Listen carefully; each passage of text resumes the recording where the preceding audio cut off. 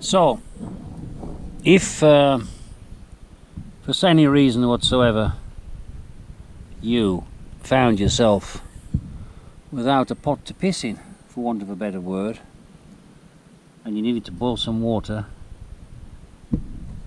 then you can use a glass bottle. This is drinking water, and this is the more modern wine bottles now with the screw tops, even better. You're going to find these discarded all over the place, not necessarily with the top or the cork, and actually I saved the corks from all the old wine bottles, but if you want to boil it, it's fine, as long as there's as long as there's water in it and you're not going to be stupid. I mean, by dropping it in intense heat, it'll still be fine, but you know, there's always a risk of something shattering. What you want to get yourself is a toggle. You want to make your little toggle a little bit offset, otherwise you're going to have difficulty getting it out of the neck of the bottle, and you'll still have a little bit of difficulty getting it out, but if you juggle enough you will get it out. And you just want a piece of cord or a piece of wire or a piece of baling string. It doesn't really matter because it's not in contact with the fire. Don't fill your bottle to the brim. If you fill your bottle to the brim, this thing will float and you'll never be able to tip it to get it out. You want the level of your water to be less than the tip level of this, otherwise it'll just float. This is a piece of willow, so it's waterproof and it will float, and it makes it more difficult to get it out. What we'll basically do is feed it down with the knot, push it in there, and yeah, see, didn't go that time. Didn't go that time either, but it will. Maybe if I pull across that way, yeah? Okay, now you have it. Oh no, you don't. So always test beforehand.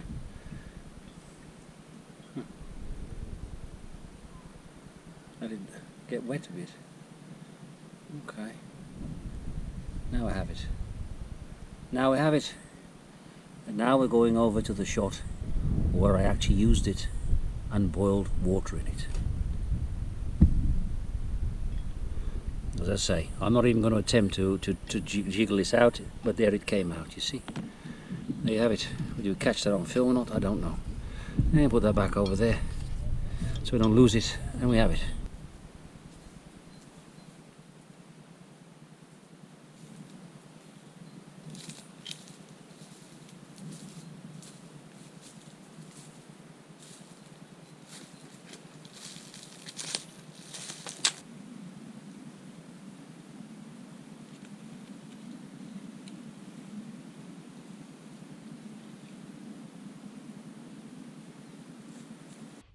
Okay, we're going to try and do something a little bit different today.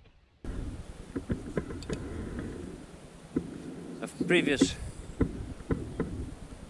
rosé wine bottle, 750 milliliters, centiliters, I'm not sure which it is, milliliters, with drinking water.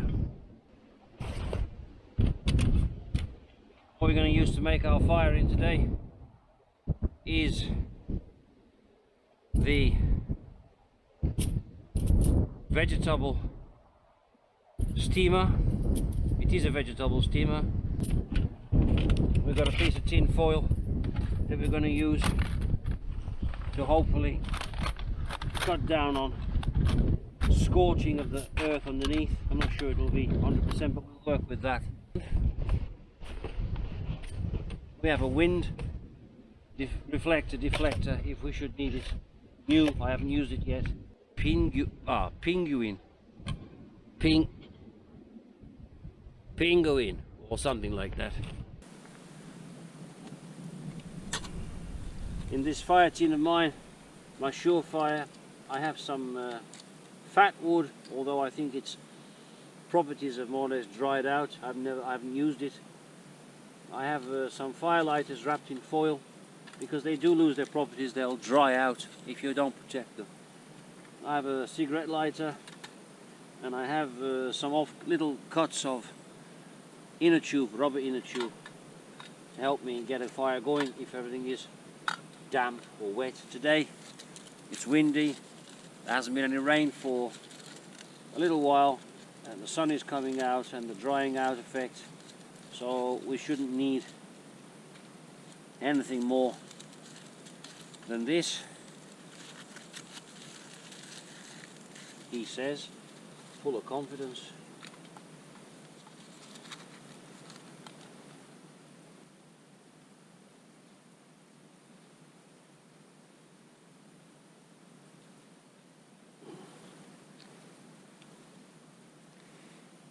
Piece of glass. The Donkey Dick fire stick.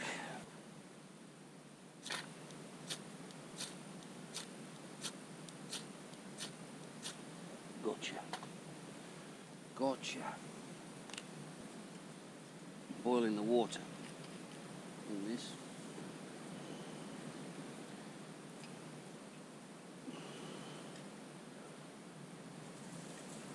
Huh.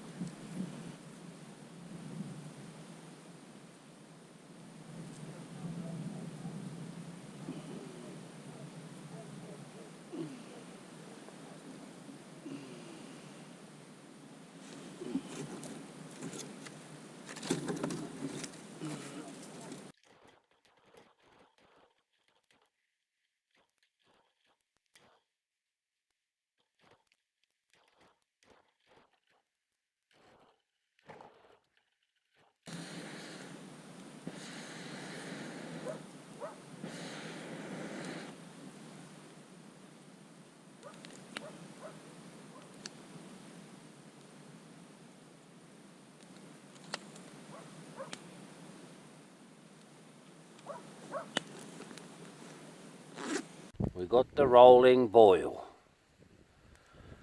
in a wine bottle suspended from our Gibbet crane. We got the rolling boil. There you go. More to come. Boiling water in a bottle. I've seen people boil water in paper bags. I've seen people cook food in paper bags. It's all possible. Just a matter of not exposing everything to the flame and keeping it wet. We'll see in the future what we can cook in. Over now for now. We got our toggle.